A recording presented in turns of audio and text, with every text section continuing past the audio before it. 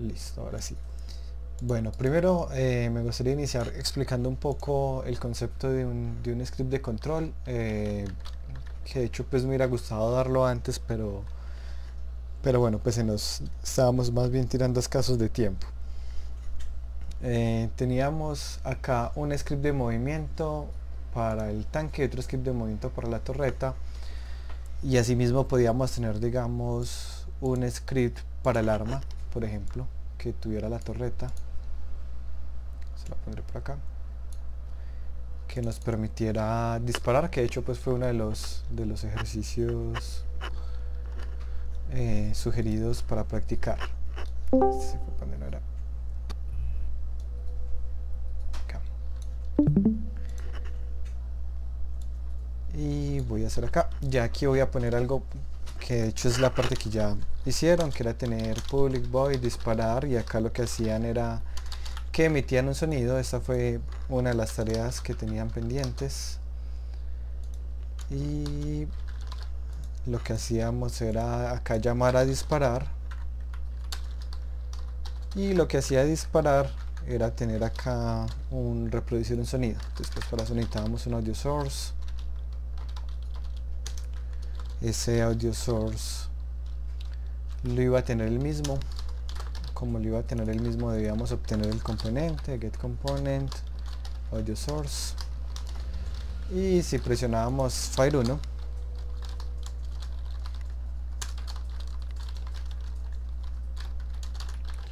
lo que haríamos era reproducir el sonido con .play, y ya básicamente era esto de acá.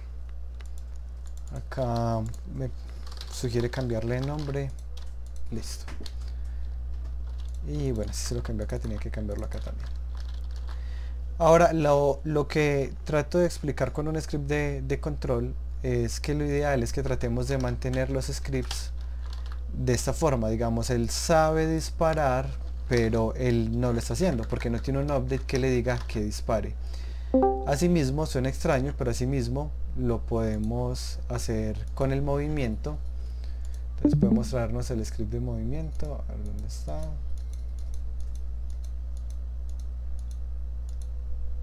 Creo que es este de acá. Sí.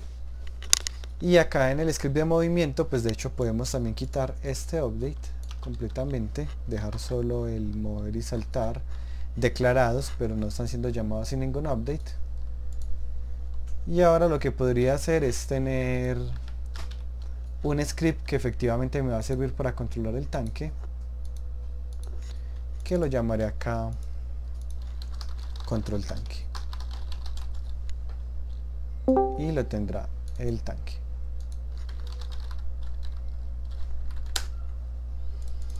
Y lo que va a hacer este control tanque es que va a hacer uso de esos componentes y a llamarlos en el update, es decir, va a centralizar las acciones que tengo separadas en dos scripts, en el script de movimiento y en el script de arma. Entonces al momento de yo hacerlo, puedo declarar la variable movimiento, que fue la que acabamos de hacer, obtengo el componente, y acá lo que haría es llamar al movement.move y al movement.saltar. Acá no me funciona, ya voy a mirar qué pasó acá. Y se llama mover, estoy haciendo eso en español, ¿verdad? Mover. Y acá ahora pues tengo que cambiarla para que pueda acceder a ella, tendrá que ser pública, y lo mismo con saltar. Miremos que yo empiezo siempre con los métodos privados. En el momento en que me dé cuenta que necesito acceder a ellos, los cambio a públicos, no antes. Y ahora lo mismo con el arma. Arma. Y acá puedo obtener el componente. La diferencia es que el componente no lo tiene él, sino que lo tiene un hijo. Y arma.disparar.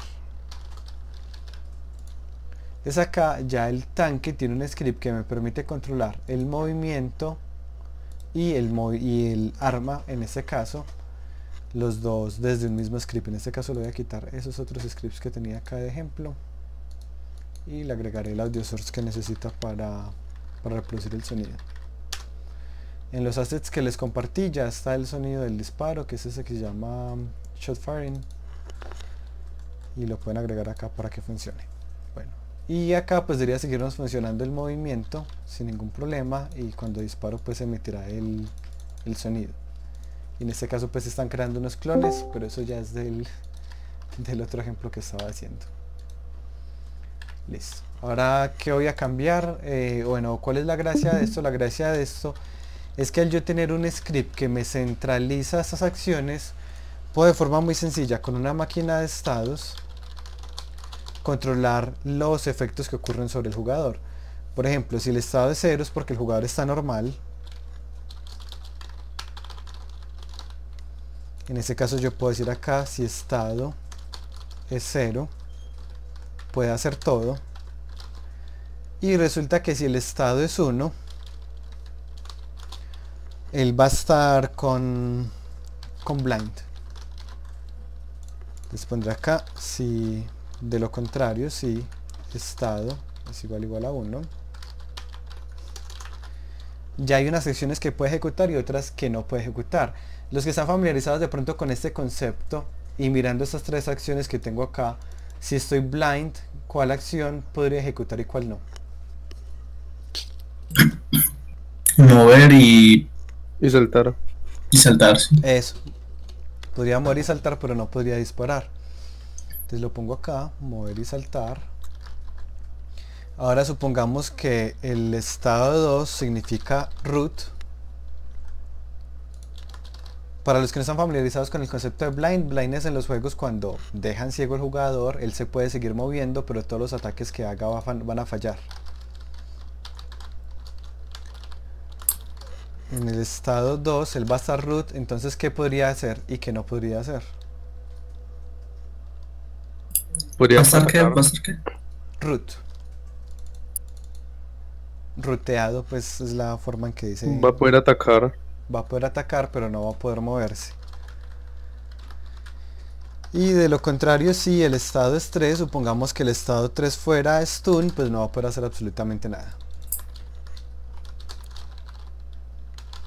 Entonces miren que acá de forma muy rápida, todos saben, no, tengo unos en minúscula y otros en mayúscula. Y aquí de forma muy rápida pudimos hacer un script que me controlara el sistema de si va a ser o no, pues de si puede ejecutar todas sus acciones o si tiene algunos limitantes. Perdón un segundito, miro si estoy grabando, que no veo en este momento la pantalla de grabación, pero sí grabando, efectivamente.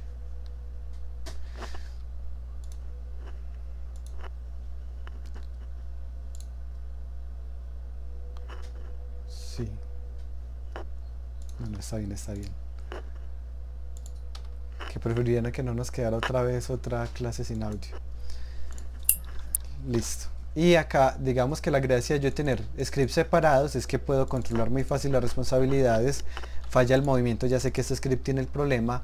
O necesito actualizar algo del arma, ya sé que lo hago en este script. Pero tengo un script que me controla ambos. De modo que dependiendo de los estados del jugador, él puede ejecutar unas acciones u otras. Entonces en este caso digamos que yo quiero amplificar la funcionalidad del arma para que efectivamente pues al disparar cree un clon. Esto ya lo habíamos visto. Entonces voy a serializar acá el objeto que vamos a clonar. Lo llamaré proyectil. Y el proyectil voy a clonarlo, instantiate. Voy a clonar al proyectil. En este caso por facilidad lo voy a clonar en la misma posición del tanque, un poco hacia adelante. Entonces, bueno, voy a crear acá una posición. Realmente como lo haríamos es teniendo una referencia. Pero ese ejemplo lo termino de resolver en la próxima. Referencia. Va a ser igual la posición del tanque más un poquito para adelante, transfer.forward. En esta posición. Listo. Solo para el ejemplo que veamos que estamos creando unos proyectiles. Acá ya el arma me va a decir que cuál es ese proyectil que vamos a clonar. Por acá yo tengo un modelo de proyectil que es este de acá. Le agregaré el componente Box Collider y Rigid Body. Y ahí ya está funcionando todo. Voy a decirle que este es el clon que va a crear. Y ya haríamos poder mover el tanque. Y cuando presionemos clic pues va a emitir el sonido y va a salir el proyectil. En este caso sale sin ninguna fuerza. Si quisiéramos agregarle una fuerza hay varias opciones. Voy a hacer una acá que quizás es como la más rápida en este momento. Y es que voy a guardar una referencia a ese objeto que estoy clonando. Y a ese clon le voy a obtener el componente Rigid Body. Y a ese Rigid Body le voy a decir que me agregue una fuerza también hacia adelante. Yo, qué pena molestarte. Sino que es que el visual, pues en mi caso, no sé qué le pasó, que después del segundo semestre acabar todo el tema de los juegos de Taller 2, el juego, pues el visual ya no me mostraba las sugerencias de Unity, ¿cierto? Todo Get Component, Rigid Body ya no me lo muestra ni me lo marca pues así como en diferentes colores, ¿cierto? Sí, ya le muestro qué podría hacer. Dale. Aquí lo que estoy haciendo es poniéndole al proyectil la misma rotación que el tanque para que salga de frente.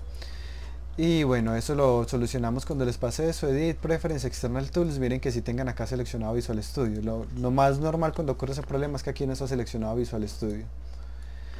Y acá, bueno, para este ejemplo de acá ya tengo el tanque disparando. Y tengo un script de control que me permite modificar el funcionamiento del tanque. Para verificarlo voy a poner esto serializado.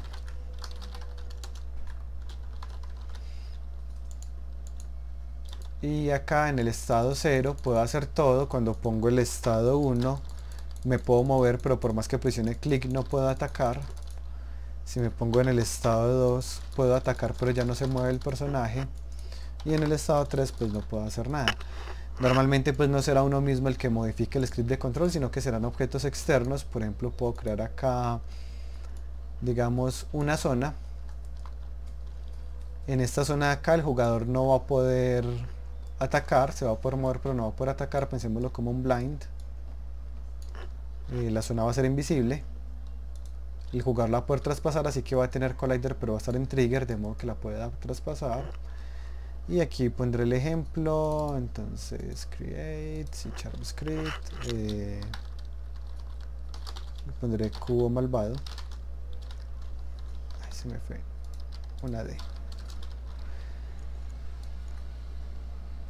Y nuevamente lo que va a hacer es activar al jugador. Ya está en clase, no. Y corrijo acá, listo. Recuerden que si no tiene el mismo nombre pues no va a funcionar. No necesito nada de esto, solo necesito detectar las colisiones. Para detectar las colisiones utilizamos el onTrigger Enter. Y vamos a preguntar si ese objeto que entró a la colisión tiene el tag player. De ser así, vamos a obtener su componente. Bueno, voy a hacerlo por pasos. Voy a acceder a su objeto. Luego acceder al jugador, Game Object, lo copié mal, Game Object. Luego vamos a ir a jugador, obtener el componente control tanque. Y voy a modificar estado y le voy a poner 1 mientras esté en esta zona. Una vez que el jugador salga de esta zona, que sería un onTrigger Exit, y si es el jugador el que salió, lo volverá a poner en el estado 0. Listo. ¿Quién me dice por qué me está marcando un error acá en estado?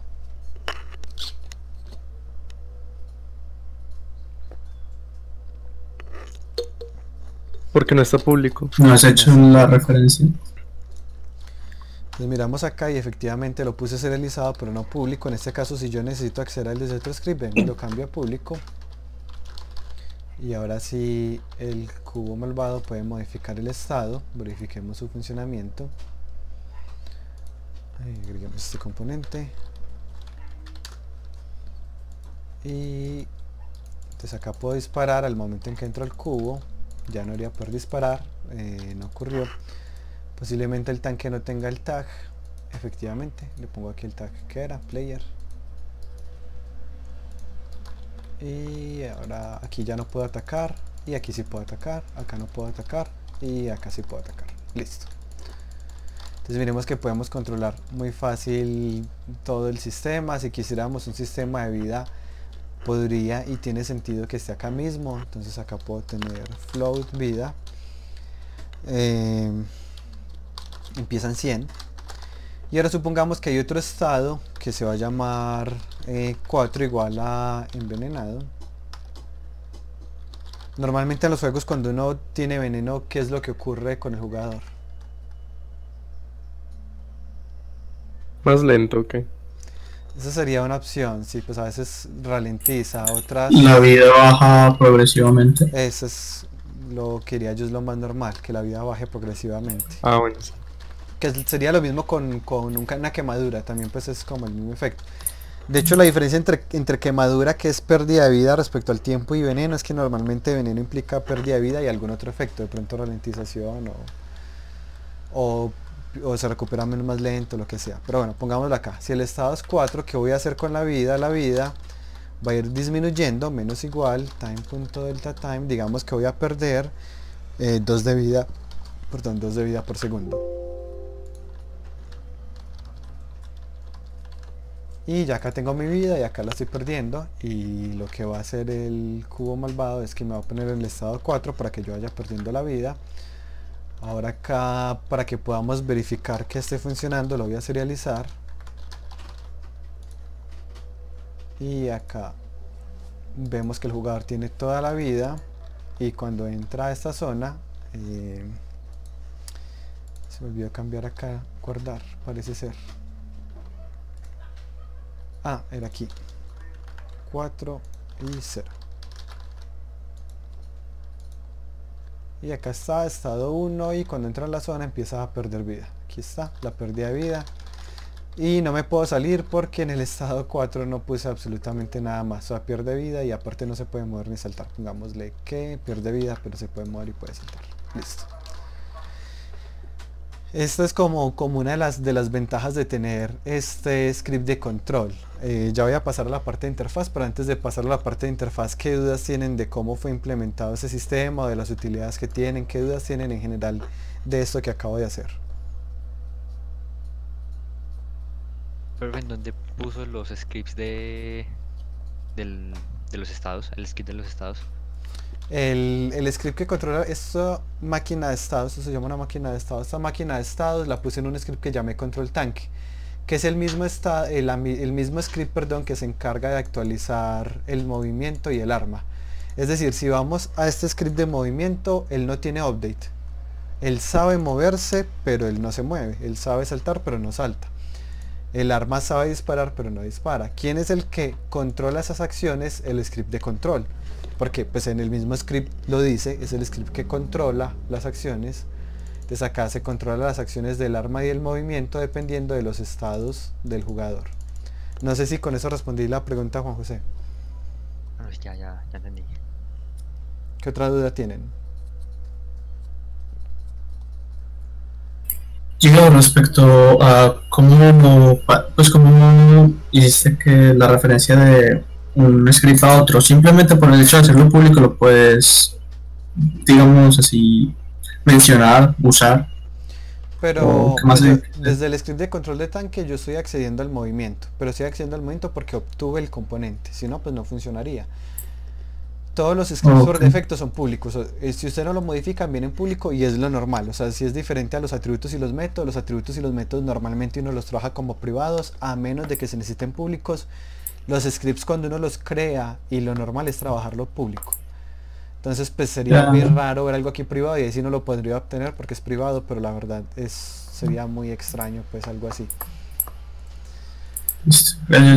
Claro, fíjense muy bien, es quien tiene el script, porque en el caso del arma no lo tenía él mismo, sino que lo tenía un hijo, y por eso utilicé fue el get component in children en lugar del get component.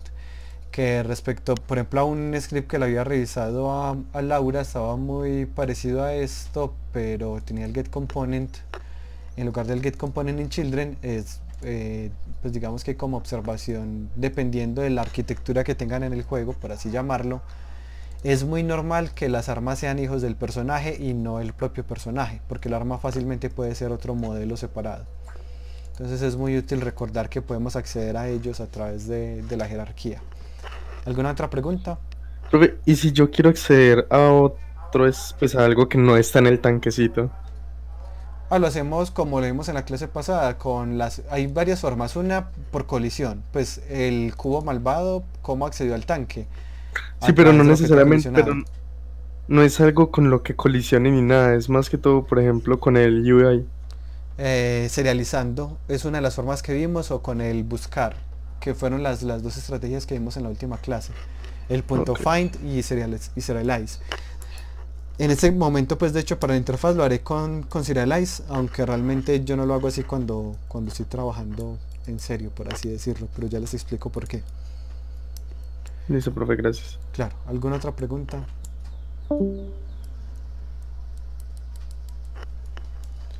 Listo, vamos avanzando entonces con el tema de interfaz.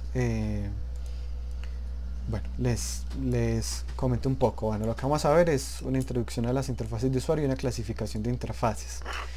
Una introducción muy simple a las interfaces es que deben cumplir estas características que les estoy comentando acá. Debe motivar al usuario a usar la imaginación, debe ser sencilla de aprender y el usuario debe ser capaz de utilizarla sin pensar sin pensar en esta. ¿A qué me refiero con esto? Piensen cuando ustedes utilizan un control, sobre todo pues el control que normalmente utilizan. En mi caso los controles que yo utilizo son los que son tipo PlayStation, pues los controles de Xbox sí me dan más dificultad. Pero cuando yo conecto el control de Play y yo juego, yo no tengo que mirar el control. Si el juego dice R2, yo sé dónde está R2, si dice círculo, yo sé dónde está círculo.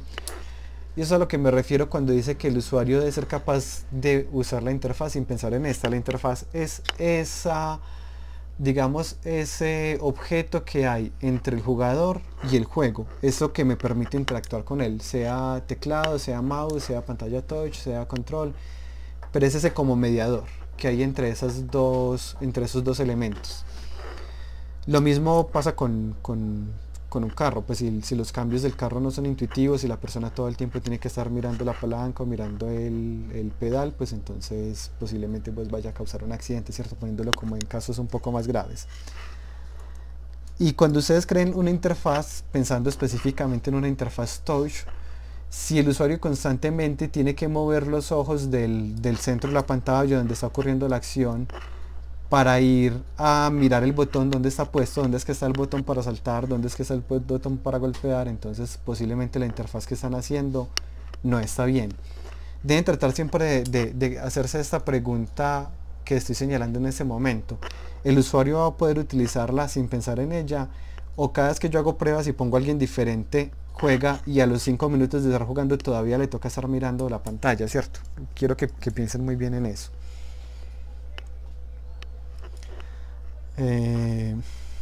Ahora la parte de motivar a usar la imaginación es sobre todo para ampliar la usabilidad en los juegos. Cuando tenemos un juego, muchas veces hay algunas acciones que son obvias, pero hay otras que no son tan obvias. Por ejemplo, había un arma en el piso y para el jugador no era obvio que podía cambiar el arma que tenía por el arma que estaba en el piso. Eso sería un error de interfaz. ¿Cómo podemos motivar al usuario a que experimente esas acciones que nosotros desarrollamos y que no queden como simples casualidades? Como ve, el jugador pasó por ahí y casualmente cogió el arma, no era la intención de él, o otro jugador más de malas nunca pasó por ahí, nunca se dio cuenta que podía cambiar de arma. Es esto como una de las bases principales para hacerlo. Una vez que tengan la interfaz, deben hacerse 4 preguntas, que son: ¿qué le estamos diciendo de lo que necesita saber? ¿Qué le estamos diciendo de lo que no necesita saber? Esto de hecho van a notar que ha venido moviendo mucho las interfaces desde hace varios años. Si piensan en cómo se veía, de hecho creo que puedo encontrar alguna imagen vieja, Word, en Office, creo que era 95, 98. Si miramos cómo se veía Word originalmente, y sobre todo considerando las pantallas de ese tiempo, el espacio para uno trabajar con Word era supremamente pequeñito. O sea, uno tenía casi todo ocupado por la regla, la interfaz, a la izquierda habían cosas, a la derecha habían cosas, y al final el área de trabajo que uno tenía era supremamente pequeño.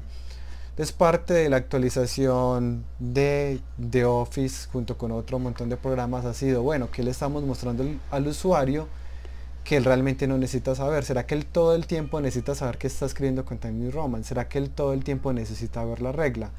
¿Será que él todo el tiempo necesita ver estos comandos?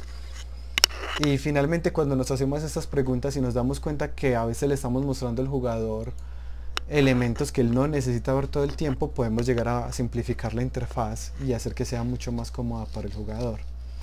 Y a la vez pues podemos estar pecando por el otro extremo, que no le estamos diciendo al usuario y él necesitaba saberlo. Resulta que nuestro juego no tiene mapa, pero efectivamente es muy difícil ubicarse sin un mapa en este juego. Poniendo un ejemplo de un juego super viejo, Soul River, en ese juego el escenario era relativamente muy grande y aún así no había mapa para el jugador, entonces era bastante incómodo. O por ejemplo no le estamos mostrando al jugador la vida, solo se la mostramos cuando está en combate, pero resulta que si él está por fuera de combate, entonces no sabe si necesita o no consumir una poción. Entonces bueno, no se la mostremos todo el tiempo, pero permitamos que de alguna forma pueda acceder a ella presionando el botón de Start o un menú o bueno, accediendo al inventario o lo que sea. Y por último, esta que es muy importante, ¿qué feedback le estamos dando al jugador todo el tiempo para alcanzar el objetivo? ¿Qué pasa cuando el jugador se queda atascado? ¿Qué es lo que estamos haciendo para mejorarlo? Entonces algunos ejemplos son, digamos en Zelda. En Zelda normalmente, ¿quién le ayuda a uno cuando uno está atascado o uno no está cumpliendo los objetivos? ¿Qué ocurre normalmente? De pronto los que han jugado Zelda. Navi. Navi, exacto.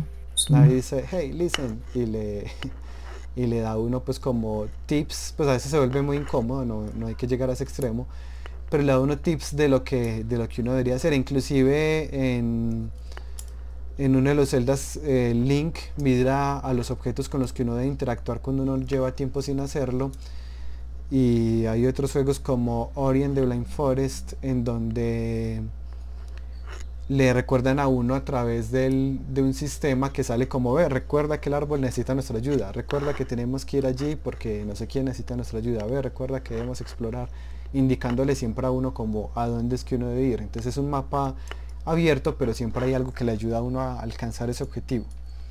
De esto que llevo hasta acá, ¿qué preguntas tienen? Bueno, sí. Te pregunto, si simplemente la interfaz es algo súper simple que te muestra, digamos, la vida todo el tiempo, ¿cierto? Porque de alguna forma no hay como una verdadera, digamos, un recurso que te ayude como a recuperarla. Como qué problemas habría ahí según tu perspectiva.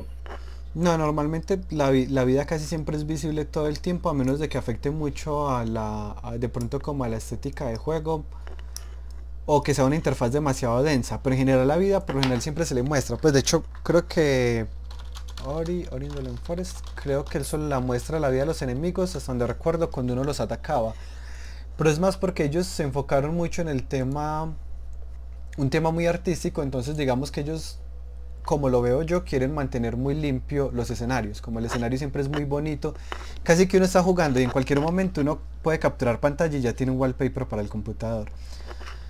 Pero eso se logra gracias a que pues lo limpian inclusive de la misma interfaz. Ahora empecé un combate, ahora sí vamos a mostrarle todo al jugador, porque ni modo que le empiece a pelear sin saber que está herido. Creo que cuando uno está muy herido sí le muestran la vida constantemente. Pero eso fue como una estrategia más de mantener muy limpio el escenario, o parecer algo por el estilo.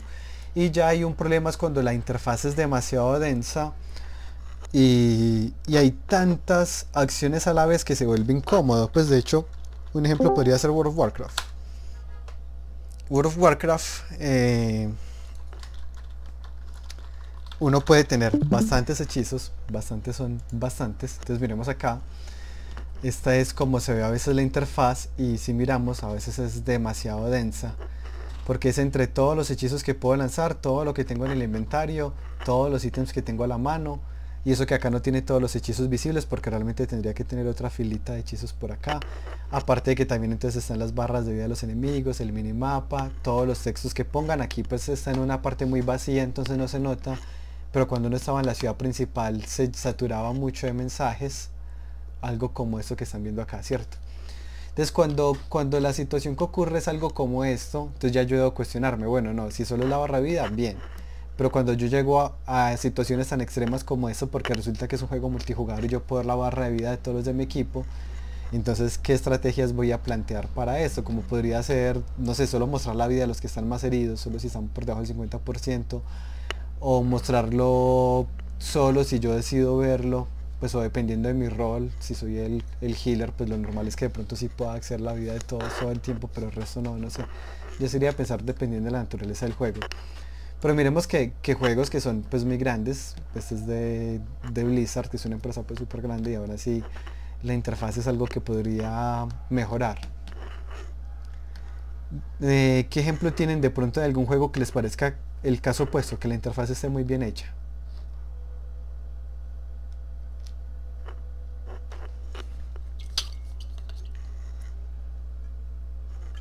No he jugado nunca nada, ¿qué pasa?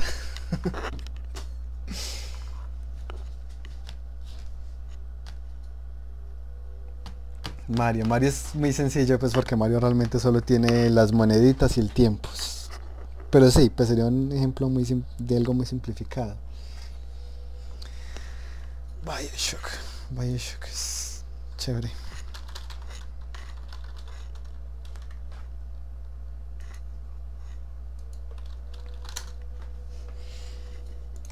Sí, pero es verdad, la de Bioshock es supremamente limpia, no me acordaba. De hecho la barra ocupa muy poquito espacio. Igual pues Bioshock está pensado para PC, entonces pues se sabe que se va a jugar en una pantalla, entonces pues no sienta mucho espacio. Y normalmente la información se amplía como en la misma posición dependiendo de los objetos. Y ahí pues como el menú más completo para el inventario. Sí, ese es un buen ejemplo.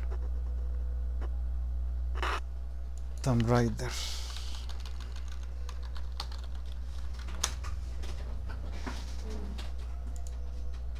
No he jugado a Tomb Raider, ¿verdad? Se ve interesante la interfaz, sí.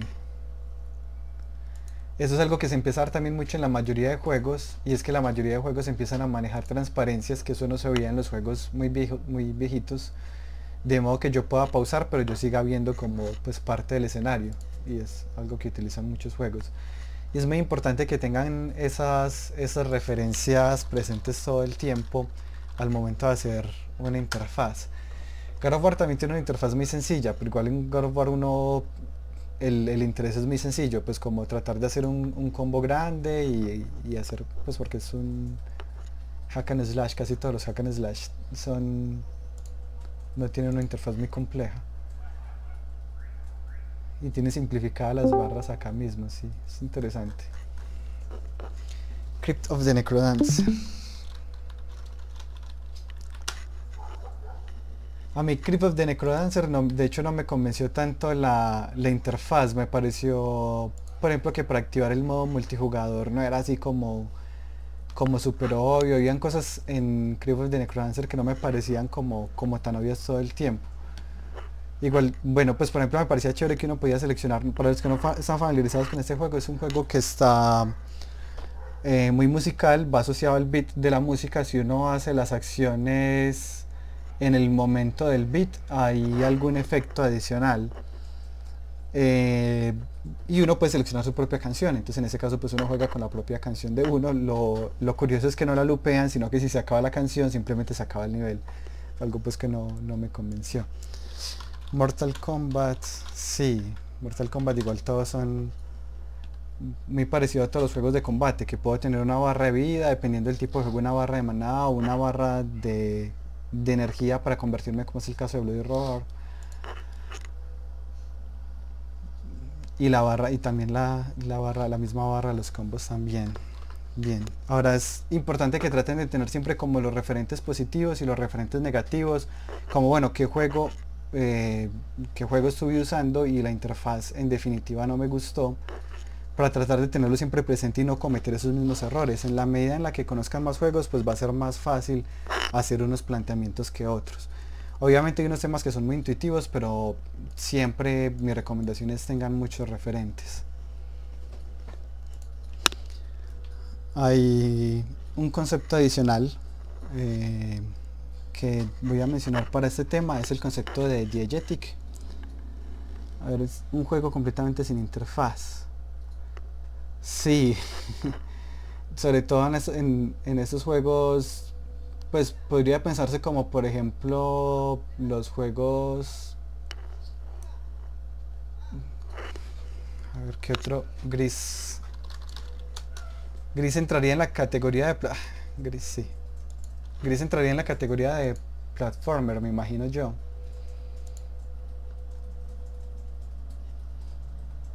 Pero no recuerdo justo ahorita uno en Gris cómo muere. No, porque no es visible la vida en Gris. No logro recordar nada aparte de que la estética del juego era muy bonita. Ah, uno no puede morir. Listo. Ya. Te supongo que por eso este caso de que no haya necesidad de una vida. Imagino que es tipo Monument Valley. Monument Valley uno no muere, pues porque realmente uno toma el tiempo que necesite para resolver un puzzle. Este es parecido, porque hecho Gris también es basado en puzzles, si no estoy mal, en acertijos.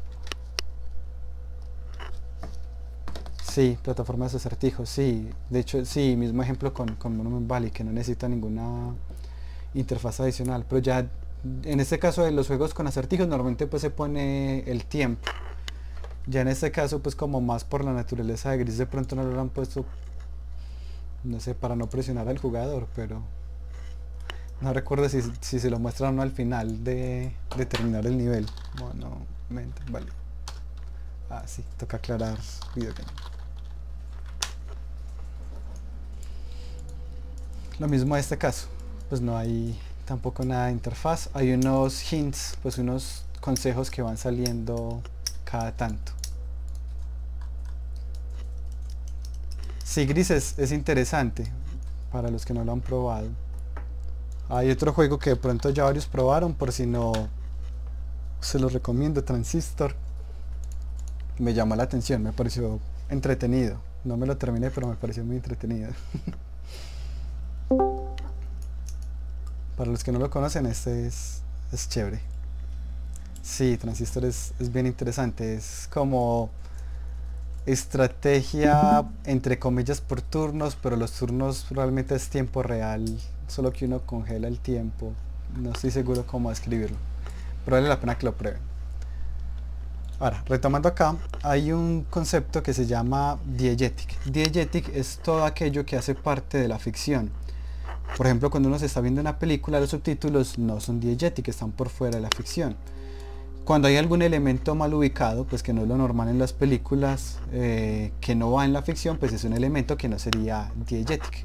Pues como cuando se equivocan y hay un reloj digital y estaban en una película que supuestamente tenía lugar por allá en el año 1500 o lo que sea, pues eso sería un elemento no diegetic porque se sale completamente de la ficción. La idea en un videojuego es mantener la menor cantidad de elementos diegetic elements, tratar de mantener la menor cantidad para tratar de mantener siempre como esa ficción y mantener al jugador en esa ficción y que no se salga de esa ficción. O sea, inclusive si el mismo menú de pausa puede estar como dentro de la misma ficción de juego, puede ser mucho más interesante. La idea es tratar de mantener como esa, ¿cómo decirlo? Como esa emoción en el jugador en donde esa ficción se hace muy grande, pues donde él se siente que está ahí adentro. Pero él se siente que está ahí adentro hasta que pasa algo que lo saca. ¿Qué lo puede sacar? Algo que no iba en la ficción, algo que no tenía por qué estar ahí. Ese concepto pues lo retomo ahorita más adelante en las categorías que existen de las diferentes interfaces de usuario. Hay dos razones por las cuales utilizamos la interfaz de usuario. Una de ellas es la retroalimentación y otra de ellas es la amplificación. La retroalimentación es decirle, por ejemplo, cuánta vida tiene cuánto mana tiene, cuántos proyectiles me quedan, qué tengo en mi inventario. Eso es retroalimentar el estado de juego. Pero hay un rol muy importante en la interfaz de usuario y que es muy importante que no se les olvide, y es la amplificación de la usabilidad, que es lo que se llama affordance. Como yo con la interfaz de usuario invito al jugador a probar algo diferente, como por ejemplo yo necesito que el jugador entienda que él puede escalar paredes. ¿Yo cómo hago para que el jugador entienda eso? Es claro, yo puedo poner súper directo un texto que diga así súper grande en la pantalla, acércate al muro y presiona X para escalar. Pero nuevamente ahí rompí la regla que acabo de decir, ya no es algo diegetic porque tiene que salir un mensaje gigante en medio del mapa, eso no va con la ficción del juego. Pero si en lugar de eso yo pongo como algunos indicadores brillando, titilando, bueno, puede que la persona se anime y se acerque para presionar algún botón. O lo quiero hacer mucho más sutil, pongo un desgaste en la pared. Si hay un desgaste será porque alguien pasó por ahí. Y si alguien pasó por ahí es porque es posible pasar por ahí, será que yo también puedo pasar. O por ejemplo queremos que el jugador entre a una habitación y salga por la ventana. Claro, nuevamente podemos ponerle un mensaje gigante que diga usa la ventana para salir, pero qué tal si más bien ponemos una cortina, la cortina se está moviendo y el jugador piensa, ve, la cortina se está moviendo es porque hay viento es porque la ventana está abierta, será que la ventana está abierta y yo puedo interactuar con ella, y se acerca a la ventana, presiona el botón de acción y efectivamente sale por ahí. Ahí la gracia de hacer esto es nuevamente que no vamos a estar sacando al jugador de la ficción, sino que estamos dejando que él vaya descubriendo cosas a través de la interfaz de usuario y este concepto de affordance. Ese último que acabo de mencionar es un poco más complejo de plantear, pero realmente es muy útil en el desarrollo de los videojuegos, y lo notamos sobre todo en los videojuegos que son un poco más profesionales. Eso, pues de hecho es eso, como tratar de jugar con la capacidad del jugador de correlacionar eventos, pues, y él es capaz de correlacionar eventos, ¿por qué? Porque él en el mundo real pues ya los ha visto, sea pues que él se dé cuenta o no. Al momento en que vamos a transmitir esa interfaz de usuario, sea para dar retroalimentación al usuario o para amplificar la usabilidad, vamos a hacerlo por uno de los 3 canales a los cuales tenemos acceso. Lo normal es que lo hagamos de forma visual, la mayoría de videojuegos, 77% para esta estadística que se hizo. Esta estadística se hizo con juegos de Electronic Arts. Esto es basado en un artículo que sacaron en una universidad, no recuerdo el nombre de la universidad justo ahorita, pero fue con apoyo de Electronic Arts. Electronic Arts pues yo la critico mucho como empresa por sus políticas de monetización, sin embargo pues varios de los juegos que han tenido pues han tenido una buena interfaz de usuario. No es el tema de discusión en este momento la política de monetización, sino el hecho de la interfaz. Ahora para el resto de la presentación deben consignar a la cuenta de Electronic Arts. Acá el otro canal es el auditivo, es muy utilizado pero no debemos depender de él. Muchas personas que juegan en el celular de hecho juegan con poco volumen o sin volumen, juegan mientras se están transportando, entonces no pueden escuchar bien. Por eso lo normal es listo, nos ayudamos con el audio pero vamos a tener un apoyo visual todo el tiempo. Sin embargo, ayudarnos con el audio es muy interesante, pues para los que juegan League of Legends, que es como el ejemplo que tengo más reciente, hay un personaje que se llama Pyke, él se hace invisible y cuando está cerquita de uno empieza a sonar una música un poco de peligro, de agua. Entonces es interesante porque hay una amplificación de la interfaz a través del canal de audio, que es muy útil al momento que uno está jugando. Y hay otros que lo utilizan la mayoría de juegos profesionales, que son los canales ápticos. Con áptico me refiero a lo que no es visual ni auditivo.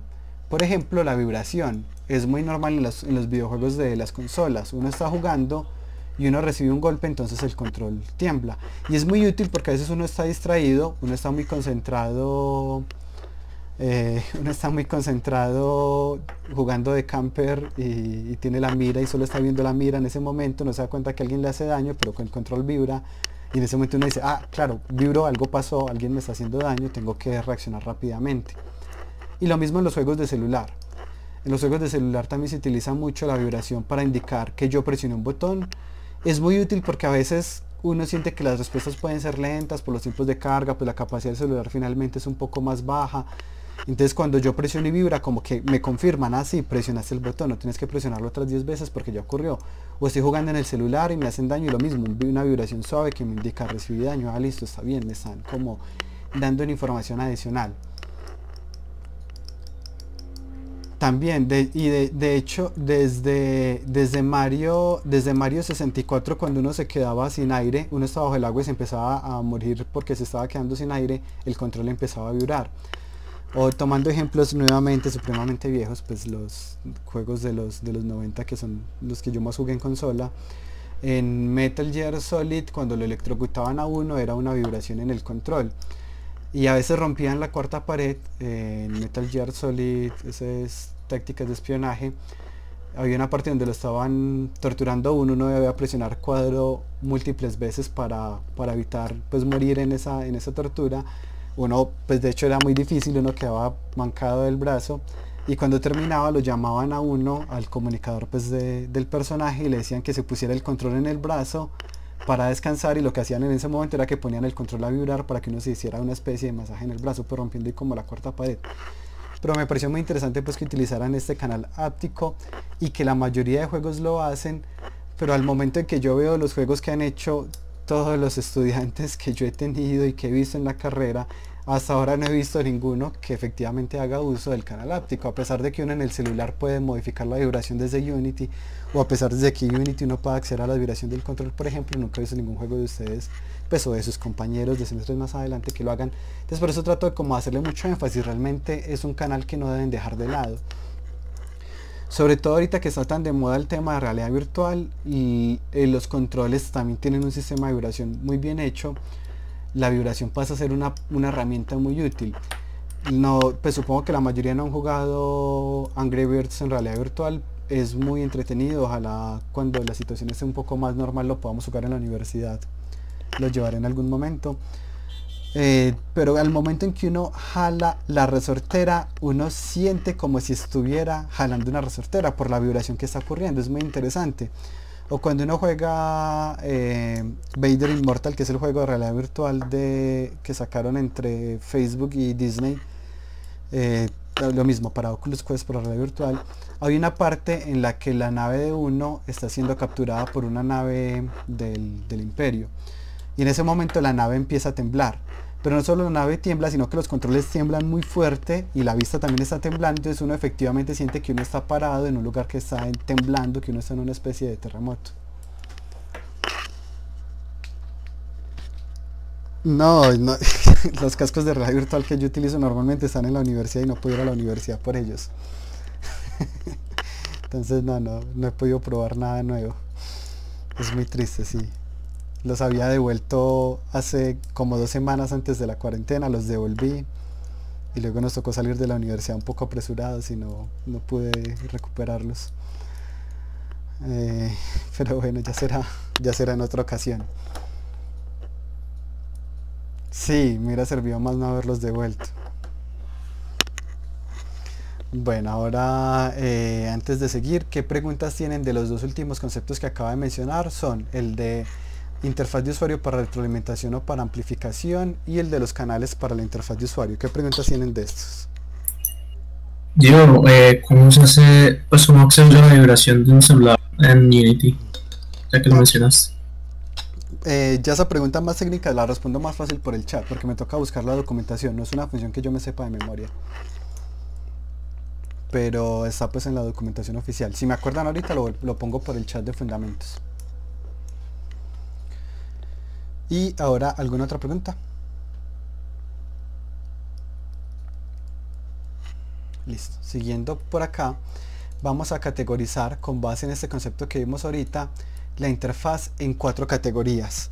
Esa interfaz está en el espacio de juego y en la ficción de juego, o no está en el espacio de juego ni en la ficción del juego, o tiene una combinación entre ellas. Miremos este cuadrito acá. Si me paro en esta esquinita de acá, es que no está en el espacio de juego y no está en la ficción. Si me paro en la esquina opuesta, sí está en la ficción y sí está en el espacio de juego. Y si me paro acá es porque no está en el espacio pero sí en la ficción. ¿Qué significa eso? Vamos a ver los ejemplos. Entonces, el ejemplo más básico. Este tipo de interfaz se conoce como HUD, HUD, que son las interfaces más básicas. en las que se pone una capa sobrepuesta al juego, un layout que hace, eso se conoce como un overlay, hace un overlay a la pantalla de juego. Un ejemplo, Mario tiene aquí el tiempo que me queda, el puntaje que llevo, eso es todo, está puesto ahí encima y no más. ¿Hace parte de la ficción de juego? No, porque tiene que haber un reloj volando en la mitad de la pantalla, no va con la ficción del juego. ¿Va con la geometría del juego? No, porque está sobrepuesto en la pantalla, no está puesto, digamos, en un bloquecito de piedra, no lo tiene una tortuga, no lo tiene Mario, no, está puesto sobre la interfaz. Ahora miremos el caso opuesto, algo que sí está en la ficción y que sí está en la geometría. Y miremos este juego de acá. ¿Quién recuerda el nombre de este juego? Este es de hace ya raticos. ¿Alguno lo reconoce? Dead Space. Dead Space. Dead Space, muy bien. Sí, este es como el 2004, creo que es este juego. Es viejito. No tanto. Miremos a ver. Dead Space, ¿de hace cuánto es? Dead Space, Electronic Arts, 2011, ¿qué es esto? Pensé que decía 2001, 2011, no es tan viejo. Listo, 2011, no, así está, 9 años, no está tan viejo. En este caso, en el juego, ellos decidieron tratar de embeber todo en la ficción y en la geometría del juego. Entonces, ¿cómo hicieron con la barra de vida?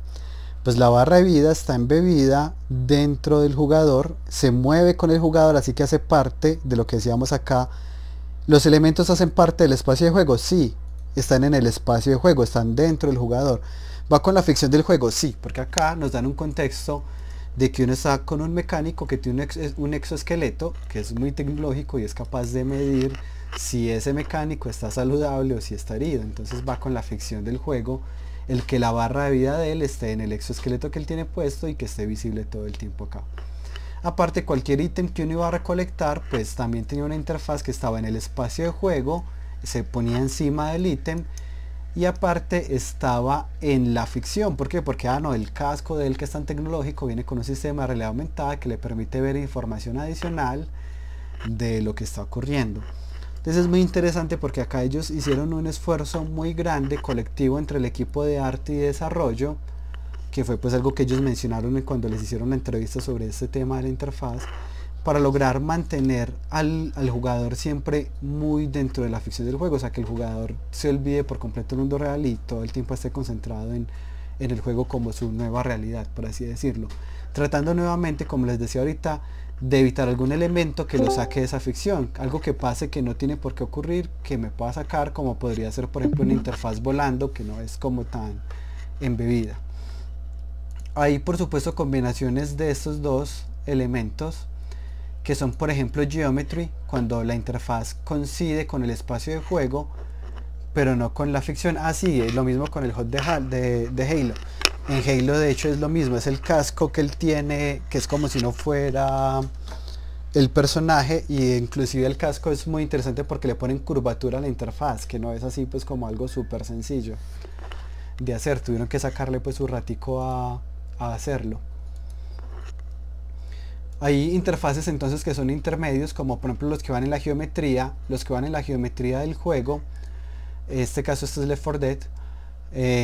No va con la ficción, o sea, porque mis compañeros están brillando, no tiene lógica, ¿cierto? Ellos porque están brillando así mágicamente, no va con la ficción, pero va con la geometría, porque en la medida que ellos se mueven la interfaz, este brillo se mueve con ellos. Esto es muy útil para ayudar al jugador a hacer partes como por ejemplo, yo necesito que la persona escale aquí, yo necesito que la persona recolecte este ítem, yo necesito que la persona abra esta puerta. Lo que hace uno es jugar con estos brillos.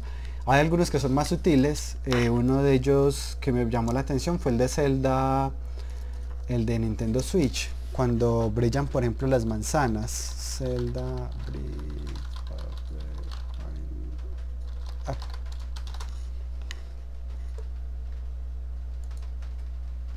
a ver si lo encuentro acá fácil, pero puede que no. Aunque ellos de hecho sacaron un artículo publicando sobre cómo habían hecho esto en la página LB80, que ellos pues ahí es para publicar de información de videojuegos, de VFX, y no encuentro acá lo que he buscado. Pero bueno, cuando hay algún objeto, puede dar digamos una manzana, puede ser difícil de ver. Lo que ellos hicieron es que tiene un brillo, pero les tocó hacer un trabajo fuerte en capas para tratar de que la manzana siempre el brillo de la manzana siempre se viera por encima aunque estuviera detrás de los objetos. Entonces es algo sutil, pues digamos que es una manzana muy brillantica, pues como muy pulida. Es más útil que poner todo a brillar, pero igual ayuda a que uno pueda encontrar fácil los objetos. Y bueno, tenemos otros ejemplos como Meta Representation, que van con la ficción pero no con la geometría. Por ejemplo, en los juegos, que es muy normal en los shooters, donde yo recibo daño y se ve reflejado en sangre en la pantalla. Va con la ficción, sí, porque estoy en un shooter, lo normal es que haya sangre, es muy normal que haya mucha sangre, pero no va completamente con la ficción, no va con la geometría, porque me dispararon en el estómago, pero por alguna razón mi casco o mi cabeza está sangrando. Entonces son los casos en donde coincide con la ficción, pero no coincide con la geometría, y se llaman Meta Representation. Entonces tenemos Hot, Diegetic, Meta Representation y Geometry. Ah, sí, en Persona 5 también utilizan el cambio de saturación y brillo, que es de hecho lo mismo que hace League of Legends, solo que lo hace mucho más sutil. En League of Legends la saturación y el brillo del escenario es más bajita que lo de los personajes y es más bajita que la del VFX, y el UI es más bajito. En otros lo hacen un poco más sutil, como, bueno, en unos es muy directo, que por el camino que quieren que uno se vaya ponen monedas. Entonces ponen monedas para que uno se vaya por ahí y se anime pues como a explorar esa parte. En otras partes pondrán luces o nuevamente como algún desgaste adicional. Es eso. Ahora, de estas 4 categorías que acabo de explicar, ¿qué duda tienen hasta el momento?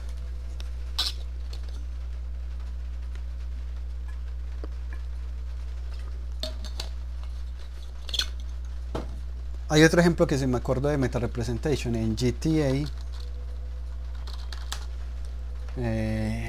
Cuando uno contesta el celular, uno está jugando y uno dentro del juego le suena el celular, pues yo no me acuerdo ni siquiera cuál GTA es, posiblemente haya sido San Andreas o alguno pues de los viejitos, y salía acá adelante, encima de la pantalla, salía el texto, claro, entonces va con la ficción porque es un celular, pero no va con la geometría porque a uno le ponen los textos sobrepuestos en la pantalla nuevamente. Ese es el concepto de overlay. Y bueno, lo hicieron así pues porque hubiera sido muy difícil leer dentro del mismo celular, pero ese es un ejemplo de esto mismo, un ejemplo de Meta Representation. ¿Qué otro juego se les ocurre que utilice en el 5 lee dentro del celular? Y es muy incómodo. En Infamous. Ya. Profe, en The Last of Us, cuando uno usa pues como para concentrarse y encontrar a los zombies entre las paredes, pues es parecido. ¿Qué pasa en las sofás cuando uno se concentra? No recuerdo cómo cambia el escenario. Que si, creo que si uno oprimía R1 algo así, pues para ver dónde estaban los zombies, para ver, pues como ver como la silueta de por se dónde ponían en estaban silueta, caminando. ya, sí.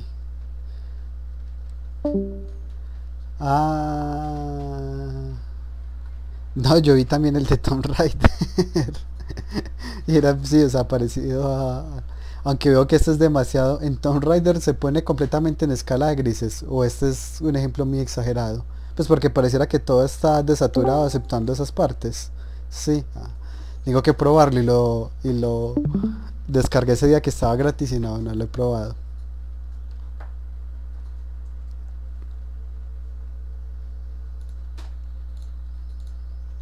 ¿Cuál otro se les ocurre poniendo este ejemplo específico de Meta Representation? ¿Cuál otro recuerdan que utilice este? Que utilice elementos que van dentro de la ficción pero no dentro de la geometría. Porque este que acaba de mostrar Samuel, ese sería en la categoría de Geometry. Pero ¿cuál se les ocurre aquí de Meta Representation? Uno que vaya en la ficción pero que no vaya en la geometría.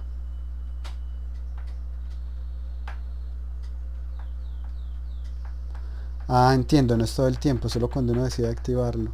Está chévere. Bueno, piensen de pronto de todo lo que han jugado, ¿cuál se les ocurre que tenga Meta Representation? Algo que vaya con la ficción, pero no con la geometría.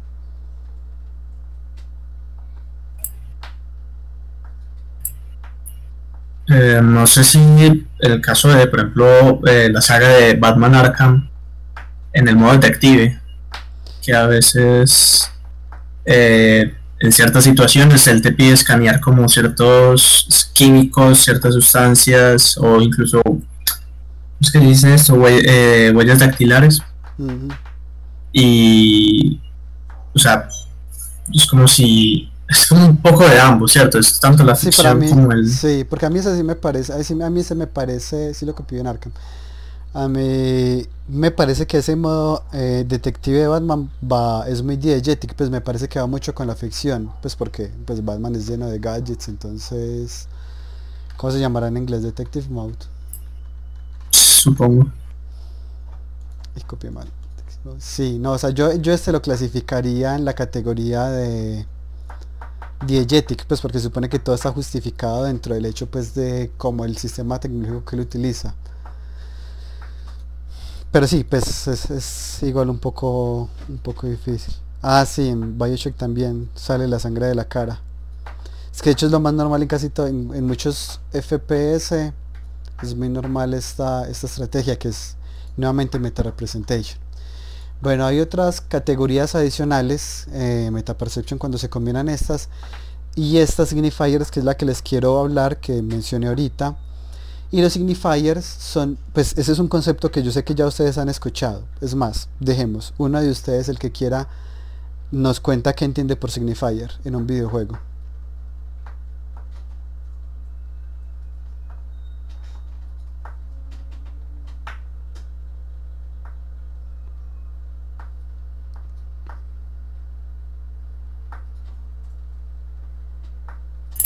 Pues como ese pequeño dato que existe dentro de la cultura del juego, no sé, no ¿Qué sabría más? explicarlo. Es un poco, si va con la cultura del juego, pues sí, va porque va con la ficción del juego. Pero ¿qué otro concepto tienen de pronto signifier? Alguien que quiera dar de pronto otra opinión.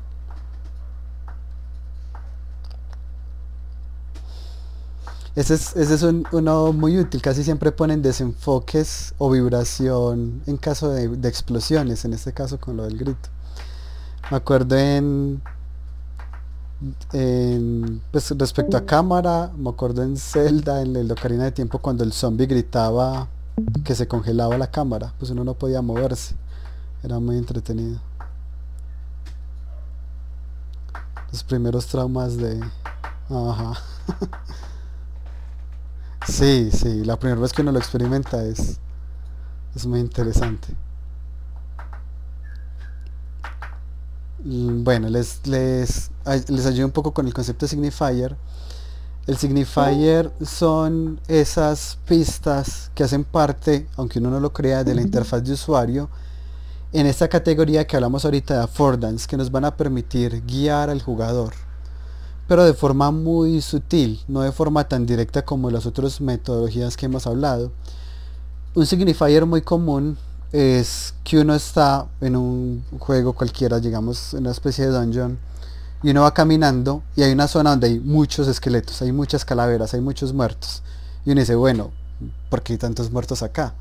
¿Qué es lo que va a haber más adelante que me encontré tantos cadáveres en este momento? ¿Cierto? Es como una forma de decirle al jugador, ya vino un jefe de área, prepárese física y mentalmente para lo que sigue, guarde la partida, ¿cierto? Pero no es tan directo, no le están diciendo, ve, allí va a haber un jefe de área, no, le están poniendo unas pistas, unos signifiers que le van a ayudar a él a darse cuenta por sí mismo, pues de modo que conservemos mucho esa ficción de qué es lo que va a seguir. Lo mismo con el ejemplo que les ponía de la ventana, si hay una cortina con el viento moviéndose o polvo entrando o algo así, la persona misma es la que va a decidir ir a explorar. En ese caso sería otro signifier. Los signifiers son muy difíciles de incluir cuando uno está haciendo sus primeros desarrollos. Normalmente uno solo los encuentra en juegos grandes o en los juegos pues que la gente le dedicó bastante nivel de atención. Pues realmente son muy útiles para los jugadores, porque es una forma, nuevamente, mantengo la ficción todo el tiempo, pero la persona no se queda embalada, no se queda atascada, sino que de alguna forma yo todo el tiempo lo estoy guiando sin que él se dé cuenta. Casi que él nunca se dé cuenta que yo lo estoy ayudando. que él piense, que él se sienta súper bien consigo mismo, como uy, yo logré pasarme todo este juego sin leer ninguna guía, sin ninguna pista, pero es que el juego está tan bien hecho, que el juego está lleno de pistas y que él de forma muy inconsciente las va captando y va tomando decisiones con base en esas pistas. Ese es ese concepto de signifier. ¿Alguna pregunta de este último concepto, lo que acabamos de ver?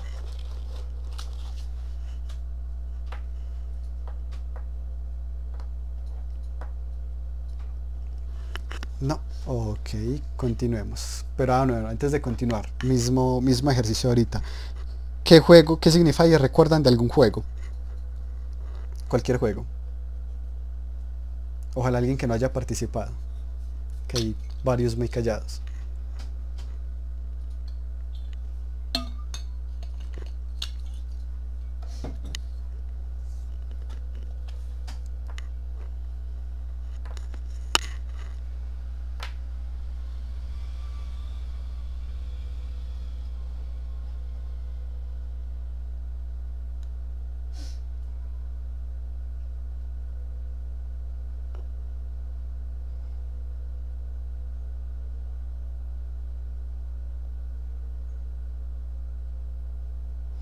En Resident Evil, ¿uno cómo sabe que ellos se van a levantar?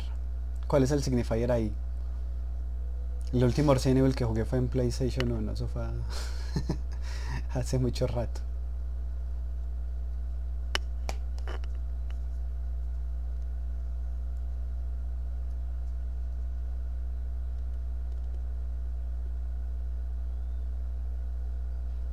Hacen sonidos los zombies y en Nier Automata. Ya, esa es... Sí, pues la mayoría de juegos utilizan monedas para irlo premiando a uno por ir por el camino correcto. No sabía que ni era Automata lo castigaba a uno por ir por el camino correcto poniéndole enemigos. Interesante. Sí, son algunos ejemplos de signifiers. Y hay muchos... Y hay muchos que uno muchas veces no nota de forma directa, sino que son realmente pues como muy sutiles al momento en que ocurren, pero que son nuevamente muy útiles para el jugador. Ahora, bueno, veamos un poco... esta es la universidad. Aquí ahorita les comparto la presentación en el Excel donde tengo todos los enlaces. Y aquí está el documento original, es de la Universidad de Chandler's, se llama Beyond the Hot, es súper interesante para que lo lean, es relativamente muy largo, pero es muy interesante, pues les ayuda mucho a entender a uno conceptos de interfaz de usuario. Dark Souls, no sé si tiene pésimos signifiers, pues yo recuerdo en Dark Souls, pues uno se da cuenta que hay un jefe de área y es relativamente muy obvio, pronto puertas muy grandes, hay ciertos cambios, inclusive creo que en la iluminación siempre que hay un jefe de área, los signifiers están bien, yo creo que el problema no es los signifiers, sino ya que el nivel de dificultad es muy incómodo. Pues de hecho yo soy uno de los que yo no me terminé Dark Souls, yo empecé Dark Souls, me di cuenta que no había checkpoint ahí cerquita del primer jefe, Dark Souls 3 creo que fue el primero que jugué. Morí, bueno, normal, retomé, llegué hasta él otra vez, volví a morir, yo dije, bueno, ya voy 3 veces este mismo recorrido, esto está muy aburridor, yo me quiero mucho como para sufrir tanto, entonces lo desinstalé. Sí, no sé, me parece que los que les gusta este tipo de juegos no se quieren, pero cada quien con sus gustos.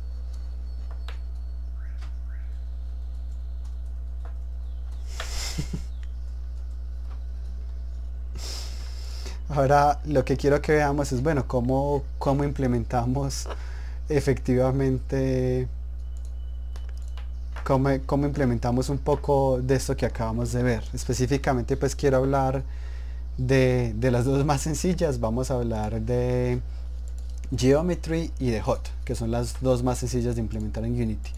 Tengan en cuenta que si quieren hacer una interfaz diegetic es un trabajo en conjunto que tienen que definir junto con el equipo de arte desde el inicio, porque tienen que pensar, tomar el concepto de cómo se va a hacer y luego los programadores definirle a los artistas cómo deben hacer los elementos de modo que yo pueda acceder a ellos. Por ejemplo, en este caso, si esta es una barra que puede, por ejemplo, cambiar de color, entonces yo tengo que decirle al artista que, por ejemplo, hago una máscara que me permita luego a través de un shader cambiar esto de color o algo así por el estilo. Es bueno que tengan claro desde el inicio cuál tipo de interfaz van a utilizar. No les recomiendo que para, digamos, este proyecto que tienen tan poquito tiempo utilicen Diegetic ni Meta Representation. Les recomiendo que utilicen o Hot o Geometry, una de estas dos o combinación de ambas. Pero quiero que lo abren entre su propio equipo y decidan cuál de las dos van a utilizar y traten de conservar esa misma idea hasta el final. Porque si no están seguros y empiezan a rotar entre ambas, van a perder un montón de tiempo haciendo pruebas. Ahora nuevamente vamos a poner acá una interfaz. Para crear la interfaz pues vamos a venir aquí al UI y vamos a crear un canvas. El canvas es ese elemento que nos va a permitir crear interfaces de usuario en Unity. Algo muy importante acá es que va a parecer que el canvas y el mundo están en el mismo escenario. Sin embargo, eso es una forma en que Unity lo pone para que lo podamos visualizar, pero no quiero que lo entendamos como si estuviera en el mismo escenario. Quiero que pensemos en que esto es un universo y esto es otro universo completamente diferente. No tratemos de llevar objetos del universo del juego al universo de la interfaz de usuario. Tanto así que las unidades son diferentes. Aquí vamos a estar hablando siempre de metros, por ejemplo. Metros, kilogramos, polígonos, vértices, etcétera. Pero en general la unidad en la que trabajamos es metros. Mientras que aquí vamos a estar hablando de píxeles. Entonces ya por ahí hay un cambio súper grande. El hecho de que trabajemos con píxeles tiene varias implicaciones. Una de ellas, que es muy delicada, es el hecho de que no podemos garantizar de que todos tengan los mismos píxeles. Por ejemplo, de hecho, si miran mi pantalla, se van a dar cuenta que mi pantalla es más ancha que alta. Entonces la mía tiene más píxeles a lo ancho que otras pantallas. Si alguien está en una pantalla 16:9 pero de menos resolución, digamos 720, va a tener menos píxeles que otra persona que tenga una pantalla 1080, por ejemplo. Va a tener mucho menos píxeles que una persona que tenga una pantalla 4K. Entonces el problema de trabajar con píxeles es que yo ubico algo a 2 píxeles y esos 2 píxeles son muy diferentes dependiendo de yo dónde abra eso. Lo abrí en un celular. Si la pantalla mía es grandecita, esa fue una inversión que hice, un regalo que me di, porque como les dije ahorita yo me quiero mucho, entonces ese fue un regalo que me quise dar.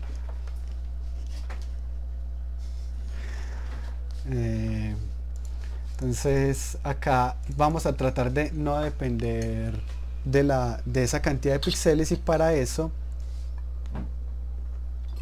lo que está tomando agua, para eso vamos a trabajar cambiando este constant pixel size por scale with screen size.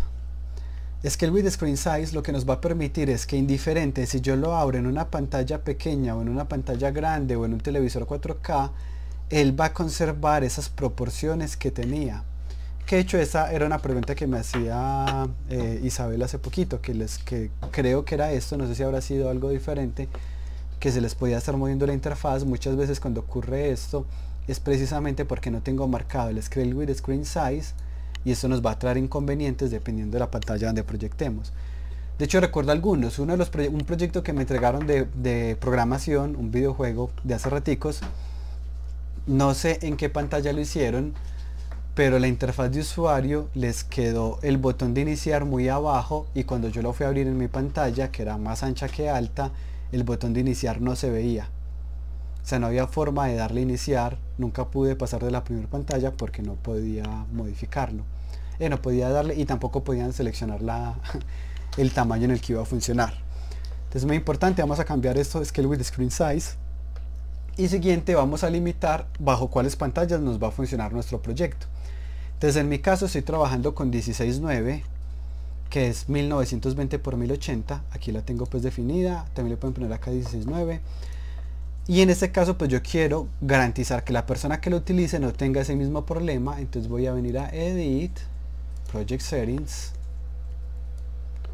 y en Project Settings vamos a tener una parte que dice Player, y en la parte de Player vamos a venir aquí donde dice Resolution y vamos a decirle que no es apto para todas las resoluciones o Aspect Ratio, sino que solo va a funcionar para Aspect Ratios que sean 16:9 o 1610, por ejemplo. Voy a dejar solo con 16.9. En este caso, cuando la persona va a abrir el proyecto, le van a mostrar una lista de posibles resoluciones, pero todas van a conservar este aspect ratio 16.9. ¿Qué significa eso? Que por cada 16 de ancho van a haber 9 de alto. Puede ser 1600 por 900, puede ser 1920 por 1080, puede ser 800 por 450, cualquier otra resolución que cumpla como esta proporción de acá. E inclusive pues también le podemos poner que funcione siempre en modo ventana si quisiéramos. Y aquí, listo. Entonces ya hicimos dos correcciones muy importantes, Scale with Screen Size y limitar ya la referencia. Ahora, estando acá en la pantalla, pues yo puedo crear botones, por ejemplo. Entonces aquí tengo mi botón.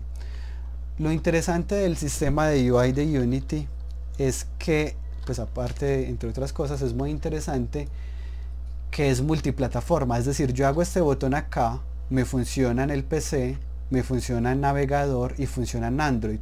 Él reconoce el evento de toque de ese botón desde el celular como una entrada touch y siguen funcionando todos los eventos. Es muy útil trabajar con botones para hacer desarrollos multiplataforma. Aquí ya tengo el botón funciona con un sistema de jerarquía que dentro del botón está el texto. Digamos que ese sea disparar. Aquí está disparar. Y aquí tenemos las modificaciones del botón, el color por defecto, por ejemplo. Aparte del color por defecto, podemos modificar cuál es el color que se pone cuando yo le hago mouse over, cuando pongo el mouse encima, cuál es el color que se pone en el momento en que lo presiono, cuál color se pone en el momento en que lo suelto. Digamos que yo quiero que el color presionado sea un azul, entonces acá cuando le doy play y le doy disparar, acá está. Listo. Acá voy a quitar la habilidad del tanque de disparar. Voy a venir acá al arma y ya no va a disparar cuando presione el botón. Ya solo va a disparar si se presiona el botón. Entonces tengo que quitar esto de acá y tengo que quitar el control del tanque acá. Esto solo es para el ejemplo, pues ahorita vuelvo y lo cuadro.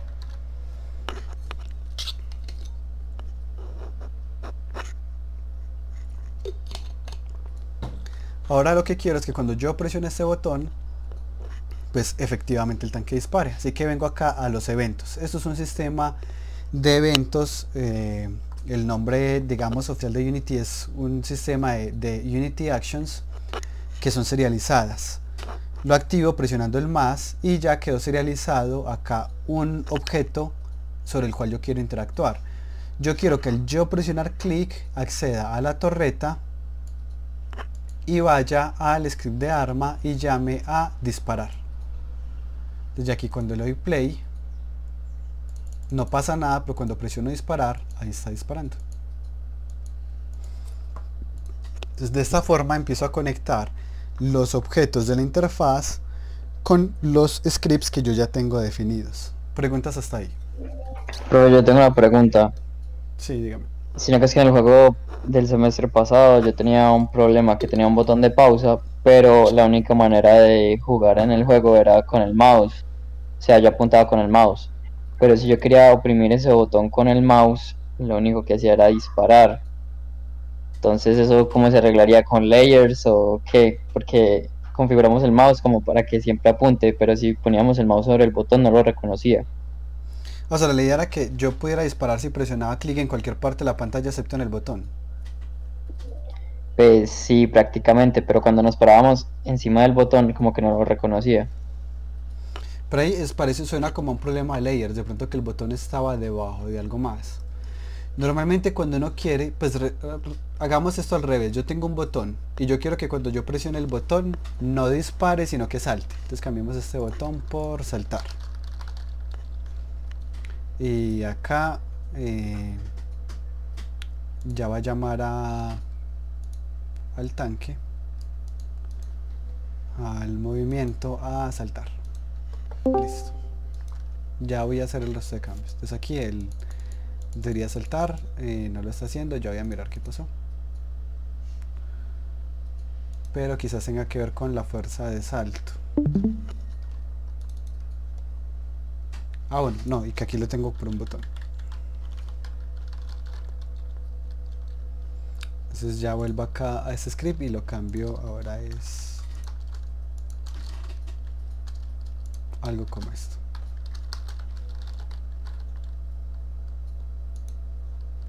Entonces aquí está el botón de saltar.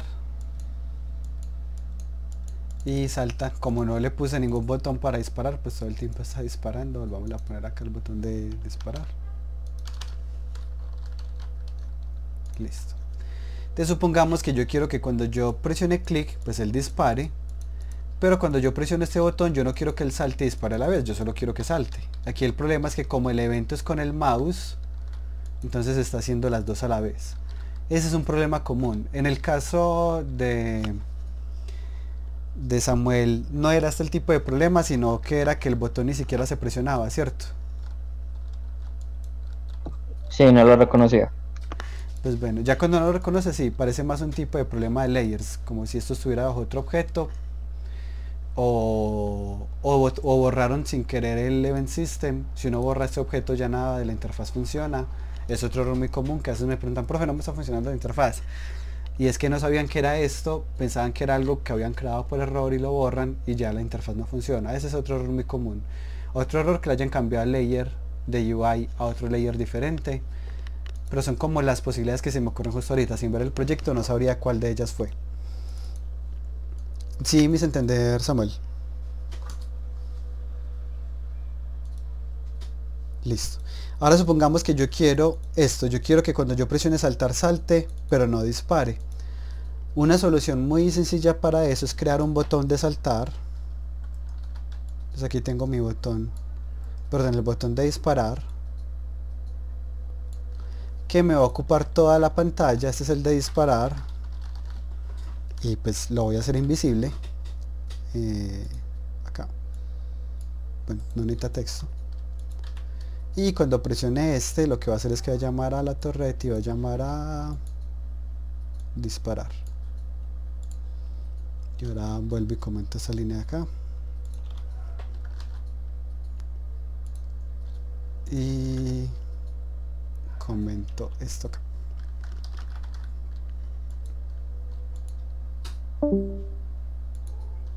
Entonces ya ahora sí puedo saltar sin disparar, y para disparar todavía lo puedo hacer, solo que lo estoy haciendo con un botón que es invisible. Y esta es una solución que se utiliza mucho en mobile, que la persona pues puede ejecutar acciones dependiendo de si presiona a la izquierda de la pantalla o a la derecha de la pantalla, y lo que se tiene son unos botones que ocupan toda la pantalla o media pantalla que yo estoy presionando sin darme cuenta, y es una forma súper sencilla de resolver problemas. ¿Dudas hasta ahí?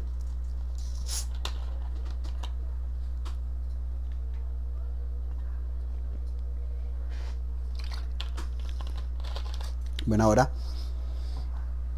hay una forma de pasar información dinámica a través de los botones.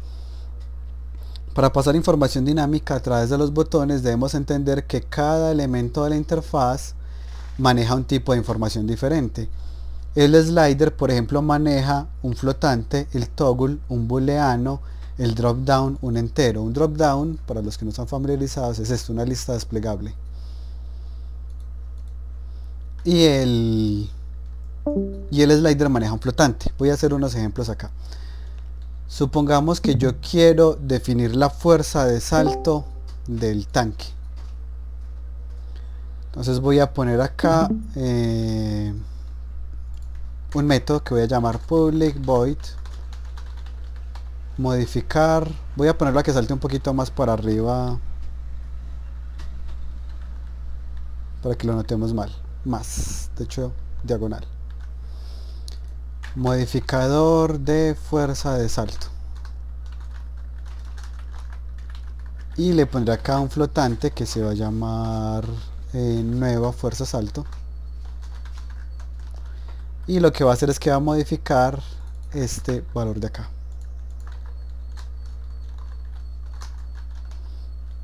Entonces tengo un método que me recibe un parámetro que es un flotante. Lo que sea que llegue en ese parámetro lo guardo en la variable que es la encargada del salto. Y lo que voy a hacer acá es que voy a crear un slider. Y con este slider yo voy a modificar qué tan fuerte va a saltar el jugador. Va a ser un slider que va a ir entre 0 y 3000. Y ya aquí lo que voy a poner es que cada vez que cambie de valor, vaya al tanque, vaya al script de movimiento. Y miren que ahora hay un cambio.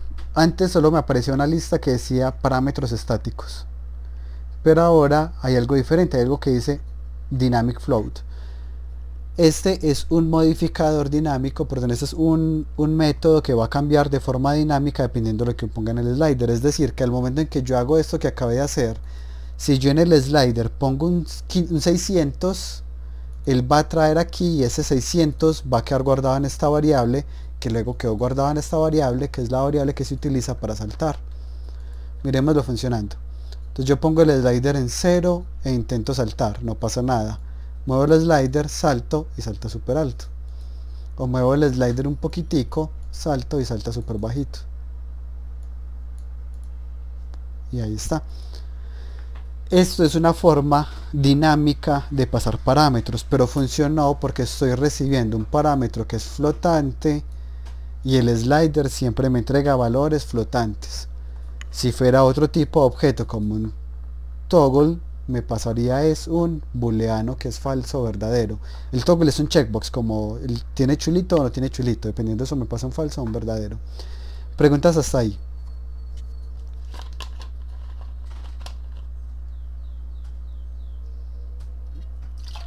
Profe, que no sea, por ejemplo, para modificar, sino para coger la información. O sea, por ejemplo, quiero saber cuánta vida tiene el tanque y la manejo mediante el slider, mostrando cuánta vida tiene. Pero, ya, para modificar el slider leyendo la vida del tanque. Sí. Eso lo hacemos ahorita. Ok. Ahora, pasemos al último ejemplo de... O sea, por ahorita estoy como explicando desde la interfaz a los scripts, ahorita hacemos al revés, desde los scripts hasta la interfaz. Y ahorita hagamos el último, digamos un drop down. Desde en este drop down voy a poner acá una lista. Acá tengo una lista, este se llama, digamos, opción A. Y es acá mismo, opción A. Voy a ponerle a este de nombre default. Aquí color rojo. Y aquí color azul. Listo. El drop down nuevamente maneja como información un número entero. Entonces voy a venir acá, este lo voy a hacer sobre el control del tanque y voy a poner acá un método que se va a llamar cambiar color. Como el drop down funciona con números enteros, acá tengo que poner un número entero, el que yo, con el nombre que le quiera poner, acá le ponen el nombre que quieran. Y acá voy a preguntar si ese valor es 0, le voy a poner un color, pero de lo contrario si ese valor es 1, le voy a poner otro color, y en caso contrario pues le voy a poner otro color. Para acceder al color necesito acceder a un componente. ¿A cuál componente necesito acceder para poder modificar el color? El material. El mesh renderer. Al renderer, que por dentro tiene el material. Sí, pero el material no es un componente. Puedo acceder al renderer porque el del renderer es el concepto más general. Entonces renderer, en este caso el tanque tiene varios renderers. Aquí sí que lo voy a resolver acá con un arreglo. Tengo que obtenerlos. Renderers. De esta forma, get components en plural, in children, renderer. Ya estoy accediendo a todos los renders que él tiene. Aquí voy a recorrerlos con un ciclo for.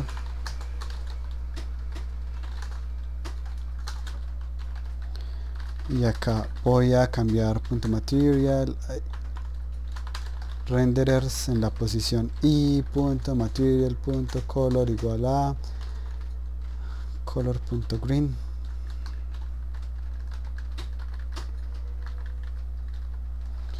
En uno creo que tenía .blue y en otro creo que era rojo. No me traje el ciclo for.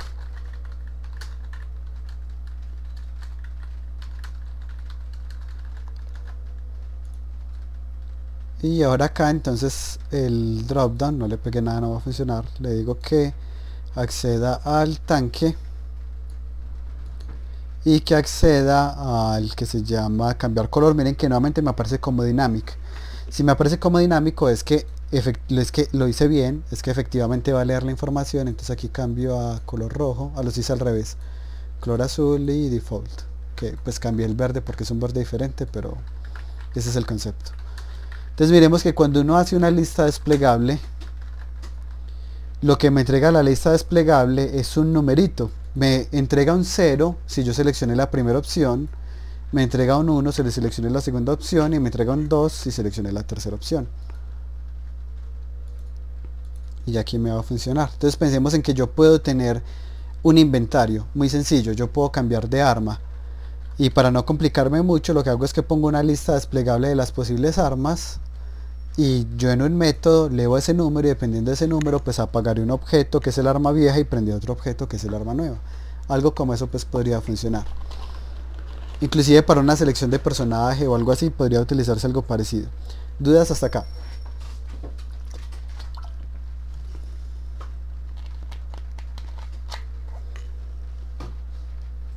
No, ok, vamos ahora a borrar esto. Voy a borrar el drop down y ahora lo que voy a hacer es un slider, pero que me sirva para decirme cuánta vida me queda o cuántas municiones me quedan. Cualquiera de los dos sería la misma lógica.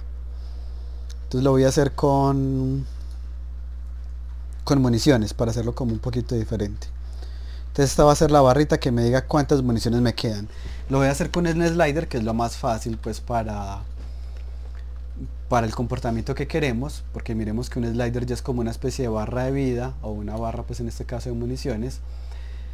¿Qué tengo que cambiar? Pues que este slider ya yo no puedo interactuar con él. No es como que en cualquier momento yo llegue y jale y me ponga más municiones. No es así como funciona. Eso es una forma de visualizar, ya no interactúo con él. Y le puedo quitar el handle, se lo desactivo del todo. Y aquí ya tengo mi slider. Supongamos que yo quiero que a medida que me vaya quedando sin municiones se vaya viendo más roja la interfaz, y a medida que tengo más municiones se vaya viendo más verde la interfaz, algo como esto. Entonces miremos que ahora acá, ahí está, cuando tengo el 100%, cuando tengo el 0% se va a ver diferente. Acá ya yo puedo ajustar los como la forma en que esto se estira. Para evitar que esto ocurra me puedo traer este hasta acá, y perdón, creo que no está, este está bien, este no, este tendría que moverlo hasta acá. Creo que ya cubre mejor. Listo. Y podría inclusive moverlo más para la izquierda para que se me viera hasta el 0, pero ahorita pues lo voy a resolver diferente. Y ahora lo que queremos es que este slider me muestre cuántas municiones me quedan. Es muy raro pues para municiones, porque normalmente pues uno lo manejaría con un numerito, pero es para el ejemplo. Entonces va de 0 hasta 100, 100 municiones es lo máximo que puedo tener. Y lo que voy a hacer es que voy a modificar el script del arma para tener acá un nombre de municiones que va a empezar en 100, y cada vez que yo disparo a esas municiones le voy a restar 1, de modo que me pueda ir descontando las municiones que me voy gastando. Y necesito modificar el slider, así que voy a acceder a esta librería .unityengine.ui y voy a serializar un slider, serialize field, slider, se va a hacer barra municiones. Es muy sencillo, lo serialicé. Ahorita lo que puedo hacer es arrastrarlo, y lo que haré es aquí decirle a la barra de municiones .value igual a municiones. Si lo fueran a hacer para la vida sería .value igual a vida. Entonces aquí tengo mi barra, ahí me va a salir un error porque nunca se lo arrastré, vamos a corregir eso. Entonces aquí está mi torreta y me dice cuál es el slider, y yo le llevo el slider hasta acá. y ya cada vez que disparo vemos como el slider va bajando por las municiones que me he venido gastando. Preguntas hasta ahí. Ahí le quedó claro la pregunta a Sebastián. Sí, profe, gracias.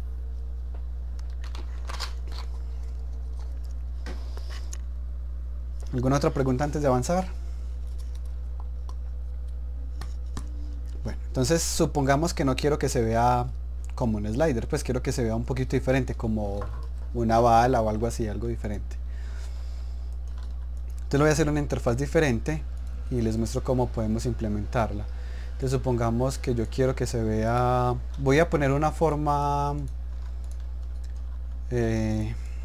irregular precisamente para poder explicar lo que quiero explicar. Entonces digamos que quiero que se vea como una especie de proyectil, hagámoslo por acá.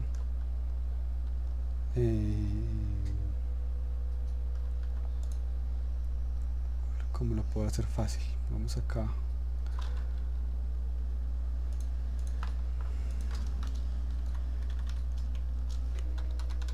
Aquí una basecita.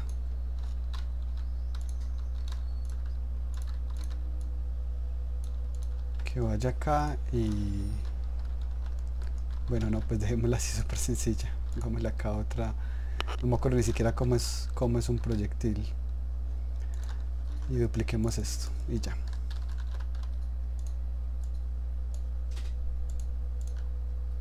Listo, supongamos que este va a ser el objeto que voy a utilizar para mostrar como el slider de cuántos proyectiles me quedan. Entonces esto lo tengo que convertir en una máscara.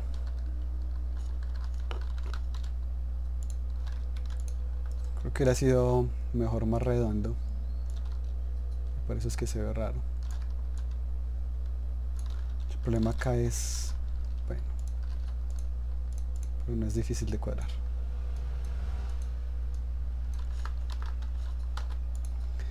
Este tendría que medir de alto y de ancho lo mismo que esto, pero multiplicado por 2.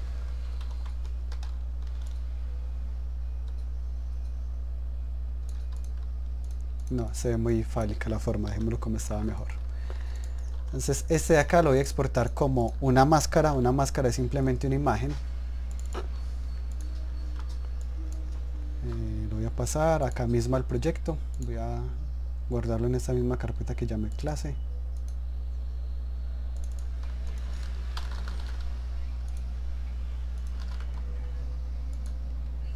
Y este va a ser máscara UI.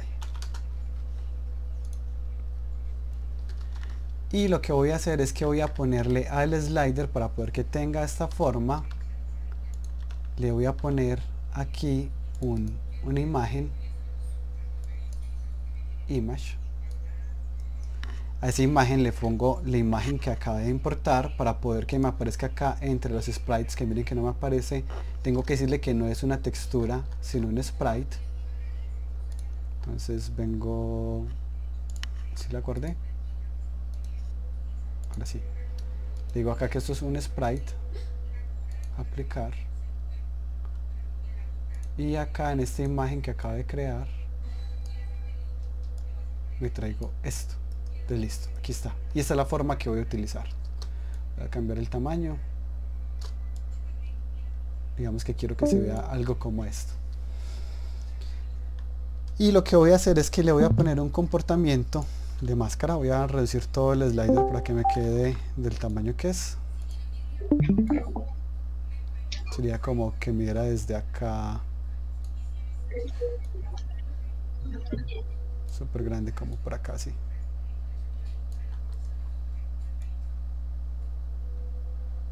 Listo. Pongo esta imagen que acabo de importar dentro del slider, pongo lo que yo quiera que se enmascare hijo de él y le agrego el componente que se llama máscara.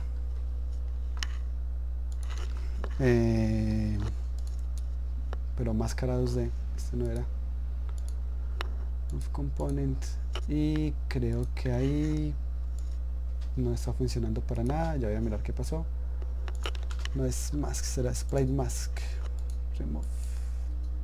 Y de hecho entonces voy a hacer acá mismo. Sprite mask.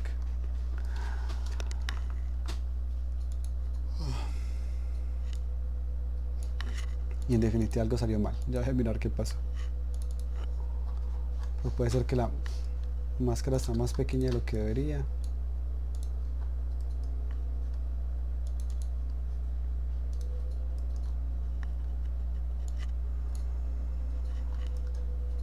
Bueno, no sé si lo notan acá, pero la forma en que el sort hace el sort de los objetos es el que esté más arriba queda más atrás y el que esté más abajo pues queda más adelante. Y acá justo ahorita lo que estoy tratando de resolver es poder utilizar esto como máscara, que ahorita además que hice algo mal en el proceso, no estoy seguro qué parte hice mal, pero creo que es más del componente que estoy utilizando. Creo que sí es este de acá, funciona como imagen y tengo que poner como máscara lo que yo quiera afectar, que en este caso digamos que fuera este de acá, y creo que ahora sí. No, ¿qué será que no me está funcionando? Bueno, me va a tocar revisar esta parte y se las muestro más adelante. Voy a estar haciendo algún paso mal que no logro ver. Si se me ocurre, les digo, pero tan. Qué raro. No. Bueno, lo reviso más tarde. Ahora, cuando queremos hacer una interfaz diferente, que no sea como las HUD, sino que queremos que sea dentro de la geometría, debemos hacer algún cambio, porque en el momento en que creamos un canvas, el canvas siempre se pone adelante del todo. Entonces cuando yo creo un botón, ese botón siempre va a estar sobrepuesto. No me funcionaría como para tenerlo aquí al ladito del tanque, por ejemplo. ¿Cómo lo cambiamos para que podamos tener este tipo de interfaz como Geometry? Lo que vamos a hacer es que vamos a venir acá y vamos a decirle World Space. En World Space nos va a decir cuál va a ser la cámara de juego. En este caso pues yo solo tengo una cámara, le paso esa cámara y ya lo que voy a hacer es que la voy a poner en este caso hija del tanque. Entonces voy a poner el canvas como hijo del tanque. Y aquí hay un truco muy importante que ojalá no se les olvide, y es que van a cambiar esta escala a 0.01 0.01 y 0.01. y ahora sí, pues esto le pondré un tamaño más pequeñito, digamos 500 por 500, y esto lo puedo rotar. Y ya acá tengo una interfaz que está puesta pero en el piso del tanque. Pongámoslo un poquito más grande, 800 por 800. Entonces ya aquí cuando tengo un botón, por ejemplo, ese botón va a estar aquí puesto en el piso junto con el personaje, para que no me quede pues como tan ahí en el piso. Lo voy a mover un poquitico para arriba, ahí está. Y ya acá tengo un botón que es completamente funcional, pero puesto al lado del jugador, que podría haber ser el slider de la barra de vida, por ejemplo. En este caso voy a hacer que este botón haga que el tanque salte, lo mismo de ahorita. Saltar. Y acá tenemos entonces que la interfaz se va a mover conmigo. Es una interfaz con geometría, y al momento en que yo presiono el botón es un botón completamente funcional. De hecho, miren que si uno quisiera hacer una jugabilidad supremamente sencilla, yo quiero hacer un juego de dos jugadores, uno juega con el teclado y el otro juega con el mouse. Uno juega a esquivar y el otro juega a tratar de presionar el botón. Si presiona el botón destruye el tanque. Entonces voy a hacer que si presiona el botón va a tomar este tanque, va a ir al objeto y lo va a apagar. Listo, ser active, falso. Y el otro jugador se mueve con el teclado, se va a mover un poco más rápido. Y acá ya tengo un tanque, se va moviendo, y el otro jugador pues tendrá que tratar de taparlo con el mouse, y cuando le clic ya lo desapareció, ¿cierto? Supremamente sencillo. Unas formas de resolver, digamos, varios elementos que uno muchas veces se complica mucho por programación es a través de los eventos que ya vienen definidos a través del UI de Unity. Y miremos que es muy sencillo por esta clase de situaciones, pues del hecho de que yo puedo poner el objeto, el botón dentro del mismo objeto. Acá en este caso, si les parece que no se lee el botón, pues es porque la interfaz está supremamente pequeña. Aparte les recomiendo que no utilicen nunca texto, sino que siempre utilicen el... Miren que yo lo tengo acá, el TextMesh Pro. Entonces mejor creen un botón con TextMesh Pro. Si no lo tienen, les va a pedir que lo importen, eso no se demora nada. Y luego de importarlo van a poder utilizar un tipo de texto que es mucho mejor, se va a ver mucho más nítido siempre. Entonces aquí está, vuelvo y pongo el botón acá y voy a poner a este con una fuente más grande. Y aquí está, este es un estilo más nítido, demasiado grande aquí. Y bueno, ahí tenemos esto.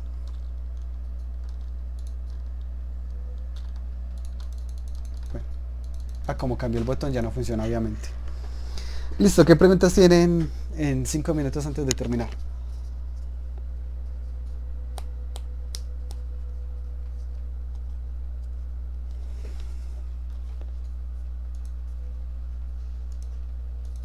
¿Dudas? ¿Sí? ¿No?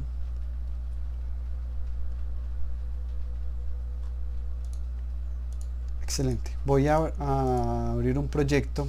Veo que no tengo la versión acá. Para la parte de la máscara. Para no quedarme como con esa parte sin explicar. Pues creo que tengo una máscara en este proyecto.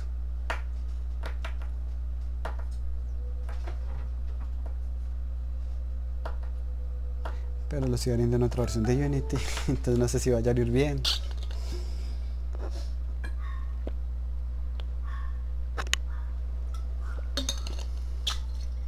Bueno, mientras tanto, ¿qué preguntas tienen? Ya con eso creo que les diría que era más fácil implementar la interfaz para la entrega que tienen ahorita el miércoles. Recuerden que solo se necesita que esté uno del equipo.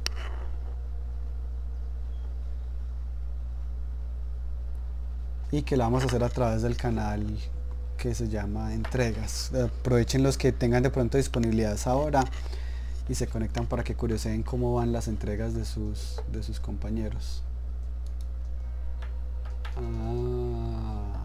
Abrir el proyecto que no era.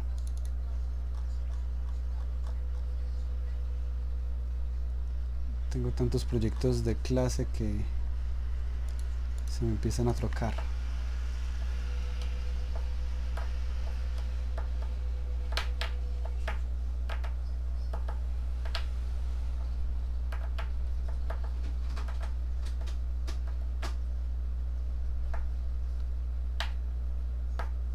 Otro juego para recomendar, ya que ahorita estamos hablando de juegos, Dungeons 3. También me pareció muy entretenido.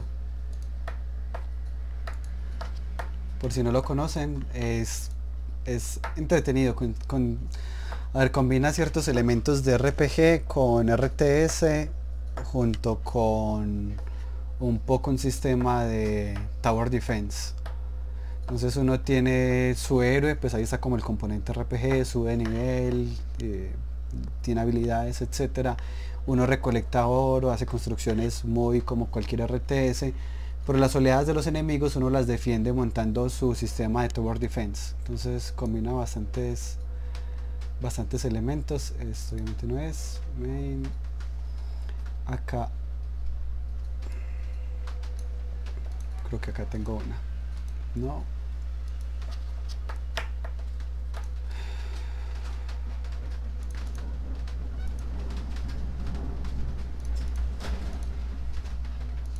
Aquí está, listo. Entonces en este caso la barra de vida quería que tuviera esta forma que están viendo acá. Entonces esa forma que están viendo ahí se pone teniendo el mismo slider como estaba ahorita.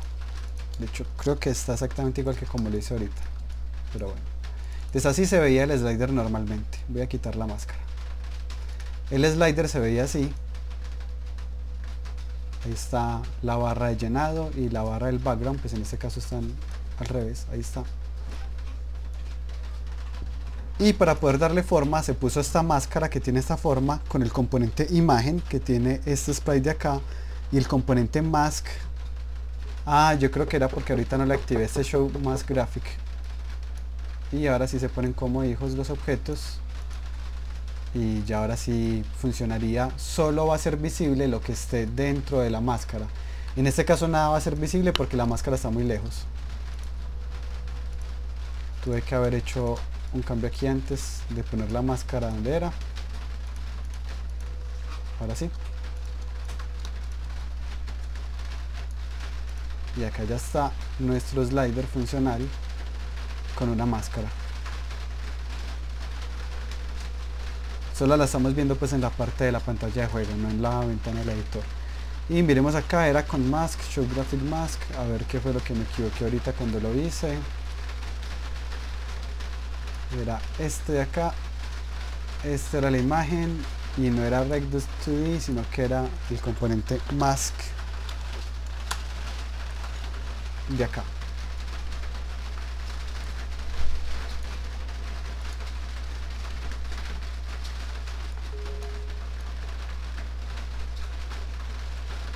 Pero sigue sin funcionar. Algo debo estar haciendo diferente entre este proyecto y el otro, pero bueno, ahí está el concepto. Cualquier otra duda la van comentando por el canal de chat. Ya terminamos por hoy y ya queden atentos pues para la próxima clase, que sería en el caso de ustedes el viernes. La próxima semana solo tenemos una clase, solo vamos a tener una clase porque nos estamos gastando pues varias horas en las entregas y la sustentación. Entonces no puse como las horas para no gastar más de las horas por semana, por así decirlo. Pero ya pueden consultar todos estos horarios acá en el canal de notificaciones. Está el horario de las próximas 3 semanas, incluyendo esta. Eso era todo. Cualquier duda me van comentando. Hasta luego todos. Feliz resto de tarde. Chao, chao. Un gusto. Chao. Gracias, Gio. Un gusto. Chao. Chao, profe. Chao. Chao, profe. Chao.